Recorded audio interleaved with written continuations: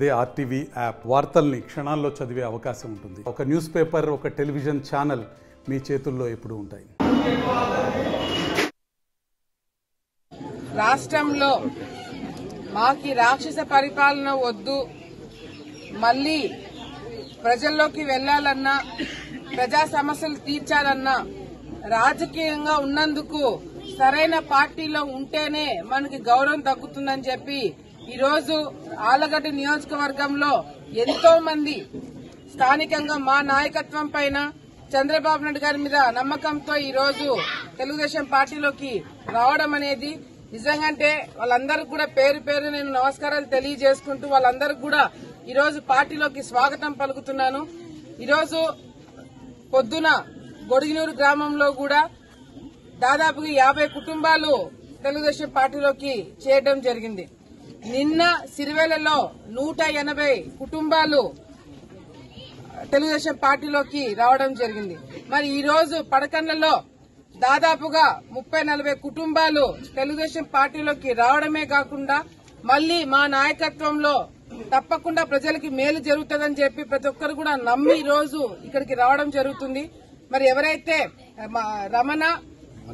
మనోహర్, రవి, బ్రహ్మానంద రెడ్డి, అదేవిధంగా ఇతరులు మోహన్ రెడ్డి, వీళ్ళందరూ కూడా ఇంకా దాదాపుగా 40 కుటుంబాలు ఈ రోజు పార్టీ మారడం అనేది నిజంగానే పాత కొత్త తేడా లేకుండా అందరూ కూడా కలిసి పనిచేస్తారని ఒక నమ్మకంతో మేమందరం కూడా ఉన్నాము. నాయకత్వాన్ని బలపరచాలన్నా ఈరోజు ప్రజలకి ఏ ఇబ్బంది వచ్చినా, ఏ కష్టం వచ్చినా కూడా తెలుగుదేశం పార్టీ కార్యకర్తలు, నాయకులు ఈ 5 సంవత్సరాలు అండగా నిలబడడం అందరూ కూడా చూడడం జరిగింది. సో ఆ నమ్మకం కేవలం నాయకులకే కాకుండా ప్రజలందరూ కూడా ఉంది. ఈరోజు పెద్ద ఎత్తున చేరికలు జరుగుతున్నాయి. పెద్ద ఎత్తున ఈరోజు ఎప్పుడు కూడా ఇది ఇక్కడికి రావడము లేకపోయినా ఇప్పుడు నమ్మకంతో చాలా మంది రావడం జరుగుతుంది. అంతేకాకుండా ముఖ్యంగా ఈరోజు ఎమ్మెల్యే ఎవరైతే ఈరోజు ఆళ్లగడ్డ ప్రాంతంలో ఎమ్మెల్యేగా గెలిచినారో, ఒక ఎమ్మెల్యేగా కాకుండా ఒక రౌడీగా, గూండాగా, కమిషన్ ఏజెంట్లలాగా తయారైనారు. ఒక బోర్ వేయాలన్నా కమిషన్లు ఇవ్వాలా, మొగుడు పిల్లల పంచాయతీ చేయాలన్నా కమిషన్లు ఇవ్వాలా. ఈరోజు ఎక్కడికి పోయినా ఆఖరికి వాళ్ళని నమ్ముకున్న కార్యకర్తల దగ్గర నుంచి కూడా స్థలాలు కబ్జాలు చేస్తున్నారు అంటే మరి సొంత కార్యకర్తలకే న్యాయం చేయలేని వాళ్ళు ప్రజలకి ఏం న్యాయం చేస్తారు? ఈరోజు ఆళ్లగడ్డ నియోజకవర్గంలో నేను ఇంటింటికి తిరుగుతున్నాము. ఎక్కడ చూసినా కూడా తాగునీటి సమస్య. ఇప్పుడు వరకు తాగునీటి సమస్య గురించి ఏ ఒక్క అధికారికి కూడా ఎమ్మెల్యే ఫోన్ చేయలేకపోయినాడు. ఏ ఒక్క అధికారి కూడా కూర్చోబెట్టుకుని ఆళ్లగడ్డ ప్రాంతంలో తాగునీటి సమస్య రాబోతుంది, మరి ఏ విధంగా దాన్ని తీర్చాలని చెప్పి కలెక్టర్ తో గానీ, ఆర్డీఓలతో గానీ, ఎండీఓలతో గానీ, ఆర్డబ్ల్యూఎస్ వాళ్ళతో గానీ మీటింగ్ పెట్టుకోవడానికి ఈరోజు వాళ్ళకి టైం లేదు. ఈ రోజు ఎంతసేపు ఉన్నా ఇద్దరు తండ్రి కొడుకులు ఇద్దరు కూడా విజయవాడలో జగన్ చుట్టూ తిరుగుతున్నారు. టికెట్ ఎవరికి అని చెప్పి. ఎందుకు ఈ 5 సంవత్సరాల్లో మీరు సరిగ్గా పరిపాలన చేసింటే, మీరు కరెక్ట్ గా ఉన్నింటే, మీరు కబ్జాలు అరాచకాలు చేసిండకపోతే మీకు టికెట్ వచ్చేది. కానీ ఈ రోజు మీరు అనౌన్స్ చేయలేదు అంటే దాన్ని బట్టి మీ జగన్మోహన్ రెడ్డి, మీ ముఖ్యమంత్రి, మీ పార్టీ నాయకుడే మీ మీద నమ్మకం లేకుండా పోతుంది.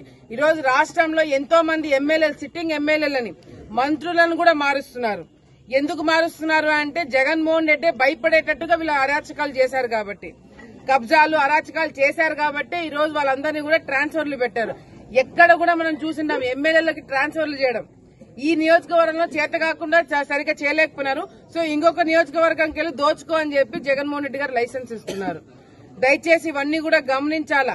ఈరోజు చంద్రబాబు నాయుడు గారు హయాంలో ఉన్నప్పుడు మున్సిపాలిటీలో మన ఆళ్లగడ్డ వచ్చినప్పుడు ఎన్నో రోడ్లు వేసినాం, ఎంతో మందికి పెన్షన్లు ఇచ్చినాం, ఎన్నో కార్యక్రమాలు చేసినాం.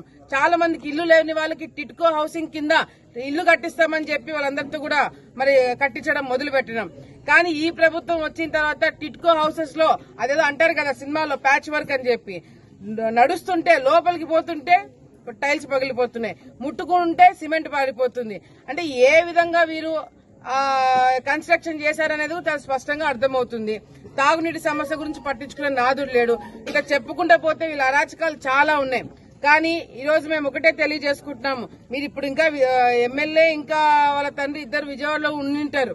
వాళ్ళిద్దరికి మేము ఒకటే సలహా చెప్పినాం, మీరు ఎట్లాగో విజయవాడలో ఉన్నారు, ఆ అసెంబ్లీ బయటికి వచ్చి ఇద్దరు తండ్రి కొడుకులు ఇద్దరు ఒక సెల్ఫీ తీసుకోండి. ఎందుకంటే మళ్లీ అసెంబ్లీలోకి మీ తండ్రి కొడుకుల్ని పోనీయకుండా ప్రజలందరూ, ఆలగడ్డ ప్రజలందరూ కూడా అప్రమత్తమయ్యి తప్పకుండా ఈసారి తెలుగుదేశం పార్టీకి ఓటు వేస్తారని నిర్ణయించుకున్నారు. కాబట్టి మళ్లీ మీకు అసెంబ్లీ ముఖం చూసే అవకాశం కూడా ఇవ్వరని చెప్పి కూడా సందర్భంగా తెలియజేసుకుంటున్నాము. ఈ రోజు మీరు చేసిన అరాచకాలు, అక్రమాలు, అన్యాయాలన్నీ కూడా బయట పెట్టేది తొందరలోనే వస్తుంది. ఈ రోజు మమ్మల్ని నమ్ముకొని ఈ రోజు పార్టీ మాన ప్రతి ఒక్కరికి పార్టీలోకి స్వాగతం పలకడమే కాకుండా మీ అందరు కూడా చేతులెత్తి నమస్కారాలు తెలియజేసుకుంటూ తప్పకుండా మీ ద్వారా ప్రజలందరూ కూడా మంచి చేసే కార్యక్రమాలు చేయబోతున్నాము. దర్జాగా కాళ్ళు ఎగరేసుకొని మేము తెలుగుదేశం పార్టీ కార్యకర్తలను చెప్పుకునేటట్టుగా మేమందరం కూడా పరిపాలన చేస్తామని చెప్పి ఇక్కడున్న మీ అందరూ కూడా నేను మాటిస్తున్నాను. మరిన్ని వీడియోస్ కోసం ఛానల్ ని సబ్స్క్రైబ్ చేయండి, లేటెస్ట్ అప్డేట్స్ కోసం వాట్సాప్ ఛానల్ ని ఫాలో చేయండి అండ్ లింక్ డిస్క్రిప్షన్ లో ఉంది.